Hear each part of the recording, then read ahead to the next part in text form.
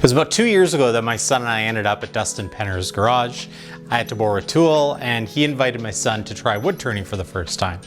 That began a journey for us in basically endless conversations with him about getting into wood turning, and finally we're there. And I want to talk to you guys about the 5 things that we picked up along the way and that I've learned just in my research into, I guess, what would be my son's new hobby that I just get to tag along with. The first thing you need is the right lathe for your application. And for us, a mini lathe was the way to go. And I did lots of research online about different brands and different features, and we landed on this, which is an exclusive to Busy Bee Tools, and that's the CX series CraftX 813. Now, full disclosure, Busy Bee did send me this, but I reached out based on the fact that this was the lathe that I knew I was going to get, regardless of if they sent it to me or not. A couple of the highlights on this, I'm not going to show you how I set it up, just because I didn't set it up. My 14-year-old did, and it took him a matter of minutes. I helped him move it out of the box, and within minutes it was up and running. So if that gives you any indication of how simple this lathe is to work with, that would be one of them. Second is the build quality. This thing is a beast. It is a heavy mini lathe, and I'm happy with that because obviously if you're turning a piece that is off balance, having a counterweight is going to help keep things stable along the way.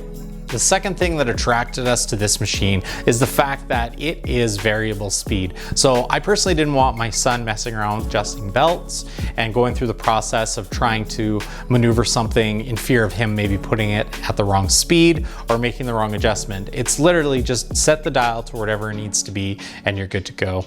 One thing I was pleased about when we set this up was perfectly the centers line up. So without any major adjustment or anything, that tells you the build quality based on the fact that your 2 centers line up. Adjustment handles on this lathe are actually adjustable themselves, if that makes any sense. Let me show you.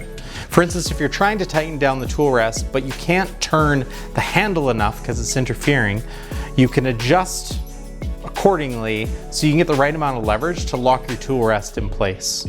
And for sure, the biggest reason why this lathe made the most sense for us is the fact that it's upgradable. Center to center on the stock CX813 is 16.5 inches. However, with the extension wing that you can purchase, this adds another 22 inches to the length of your lathe.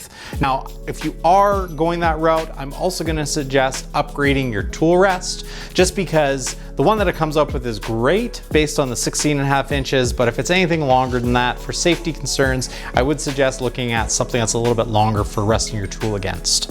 That right there is a great segue into my second point, which is safety. Having the right PPE for using a lathe. Now think about it. This particular machine at full speed is going to turn at 3,800 revolutions per minute. So to have that come fly off, you definitely want to make sure that you're ready for it, but you also want to make sure you can do all the steps you can in the process to avoid having it fly off the machine. Now, I personally suggest using a face shield versus using safety glasses. If something's gonna hit you in the eye, that's one thing. This still has the ability to hit you in the face if you're not wearing a full face shield. Respirator, I think that's a standard thing for any of the tools in the shop, but this, because you're standing over it and it's shooting dust up at you, I think a respirator is definitely something to always wear when you're using a lathe. And finally, something that I remember personally from shop class is not wearing baggy clothes when you're working on the lathe. Now that's sleeves, but it's also shirts and sweaters. So I suggest wearing an apron when you're on a lathe. That way it just holds everything back and you know you're not going to get anything caught in the piece while it's spinning at full speed. Another big thing to consider is going to be tool selection. I personally was intimidated by the idea of sharpening tools when I was using them, so I opted for carbide tools. Now the great thing about carbide tools is you do have inserts that you're able to change once the tooling itself gets dull. Now for sure there is a difference between using carbide tools and classic wood turning tools, and where you'll notice it the most is you're not going to get the same flowing ribbons with a carbide tool as you would with a traditional wood turning tool. And the reason for that is just the way it's actually cutting. With a traditional tool, it's more peeling, and that's why you get those ribbons. And with a carbide tool, it's just taking the material off. So you're not gonna get the same flow of material. However, you are gonna get similar results. You might have to do a little bit more sanding, but for a beginner, this is a lot lower barrier of entry. The other thing I'll point out about this, because it is inevitable that you will drop this tool. Unless you have a proper tool rest, it will fall and hit the floor. And the nice thing about that is with the carbide insert, you can turn it to adjust it to a clean side, or obviously replace the tip, versus on, you know, a couple $100 like traditional tool, having to hone out and get rid of any dent from dropping a tool on the ground. So hats off to you if your first project is going to be a segmented bowl or any kind of baseball bat or larger format turning project. For me, I think that starting with simple stuff like pens is a great way to get into turning. My kids started turning things like little tiny bowls, candle holders, and of course pens. For pretty low barrier to entry, you can get a pen kit and a pen blank and turn within 20 minutes a beautiful product that you can sell, that you can give away as gifts, whatever it happens to be. Now for me as a mortgage broker, I actually intend to turn a bunch of pens that I can give away as gifts to realtors that I work with. And finally, you're gonna make a mess. So make sure you have a broom on hand or proper dust collection.